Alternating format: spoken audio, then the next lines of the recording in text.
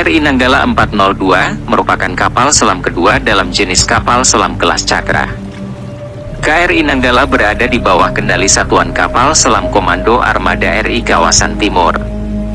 Kapal ini merupakan kapal kedua yang menyandang nama Nanggala dalam jajaran TNI Angkatan Laut dan termasuk dalam armada pemukul TNI Angkatan Laut. Nama Nanggala diadopsi dari nama senjata tombak kuat dengan kemampuan yang super sakti milik Prabu Baladewa dalam cerita pewayangan Jawa. KRI Nanggala 402 telah hilang kontak pada Rabu, 21 April 2021 saat melakukan latihan penembakan torpedo di Laut Bali Utara. Diketahui, kapal selam ini membawa 53 awak.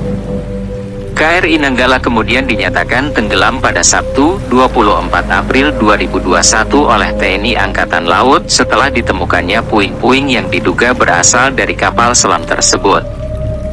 KRI Nanggala 402 merupakan kapal selam bertipe 209-1300 buatan Jerman, yang dipesan oleh pemerintah Indonesia pada tahun 1977. Pembuatan kapal selam ini dimulai pada Maret 1978 dan diserahkan kepada pemerintah Indonesia pada tanggal 6 Juli 1981.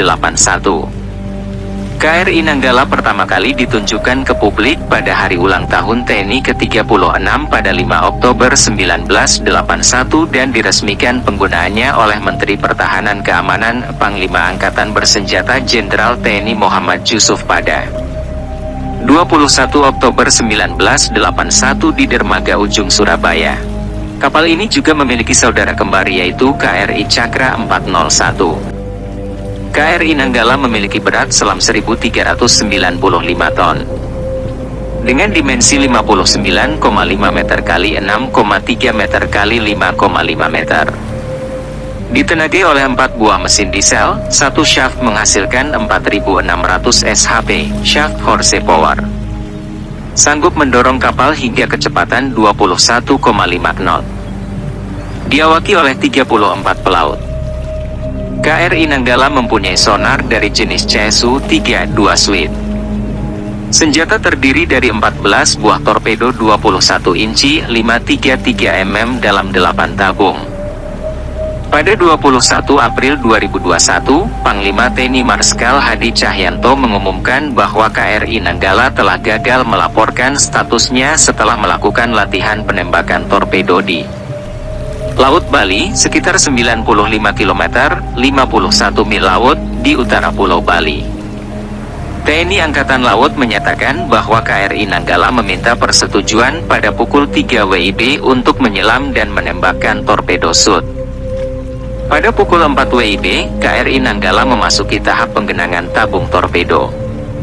Komunikasi terakhir dilakukan pukul 4.25 WIB ketika Komandan Gugus Tugas Latihan memberikan otoritas kepada Nanggala untuk menembakkan torpedo nomor 8. Cahyanto mengatakan bahwa mereka hilang kontak dengan kapal selam tersebut pada pukul 4.30 waktu Indonesia Barat.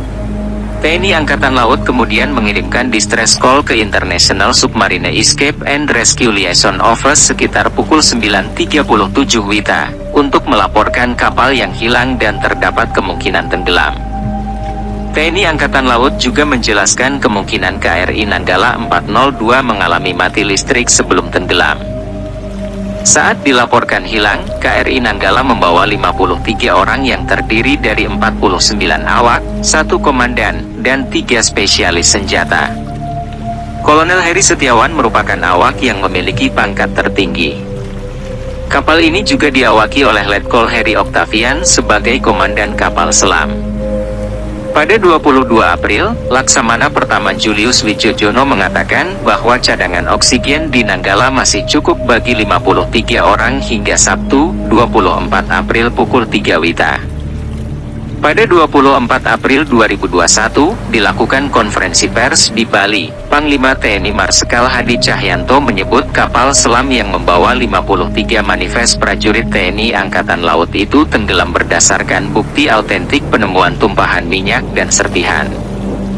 Unsur-unsur TNI Angkatan Laut telah menemukan tumpahan minyak dan serpihan yang menjadi bukti autentik menuju fase tenggelamnya KRI Nanggala 402.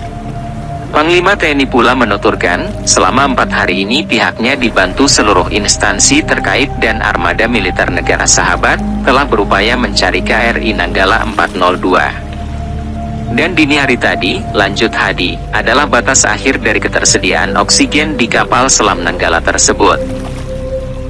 TNI Angkatan Laut bersama Polri, Basarnas, KNKT dan BPBD, serta aset-aset negara sahabat, seperti Australia, Amerika Serikat, Singapura, India, Malaysia, telah berupaya semaksimal mungkin untuk mencari keberadaan KRI Nanggala 402. Pagi dini hari tadi merupakan batas akhir life support berupa ketersediaan oksigen di KRI Nanggala selama 72 jam, pungkasnya.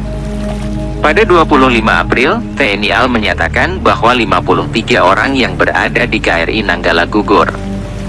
Pemindaian yang dilakukan oleh KRI Rigel menunjukkan beberapa bagian kapal selam, termasuk kemudi vertikal belakang, jangkar, bagian luar badan tekan, kemudi selam timbul, dan baju keselamatan awak kapal MK11. ROV dari MV Swift Rescue juga mendapatkan kontak visual bangkai kapal dan menemukannya terbelah menjadi 3 bagian.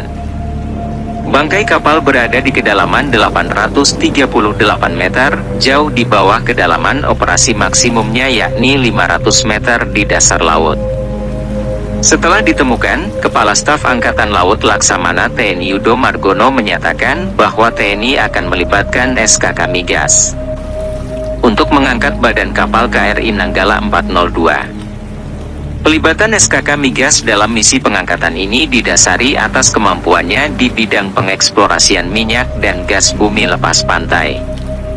SKK Migas akan mengerahkan kapal Timas DSV 1201 yang dirancang sebagai kapal konstruksi di perairan dangkal maupun dalam dan memiliki alat yang mampu menyelam hingga 3000 meter.